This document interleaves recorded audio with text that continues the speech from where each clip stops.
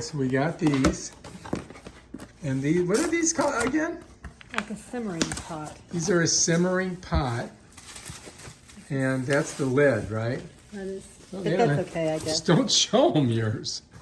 Well, they know All mine. right, look at that. But I can do a smaller one. Look at that. What's all this stuff I inside? don't know. What Let's that take a is. look and see what I it don't know is. what that is. What are those? Cleaning? I have no What's idea. this? I don't know. What's that for? All right, so let's take a look This at is just it. to clean it out, I guess. Where's You the put it where's the in- pad you put it on? Where's it at? Where'd it go? Right All here. right, so let's do that. So that goes on there, and this goes on top. And that's it right there, bam. And here's the name of it. 45 fluid smounces. Cautions for those. There it is. It tells you all the directions on how to do it. Yep. So be careful.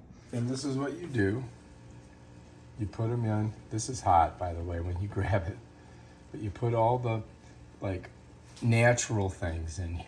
You know, you've got some cloves, you've got some oranges and water, and it boils, and then it smells fantastic. And it's better than using those stupid plug-in things like those Glade deals, because this is all organic.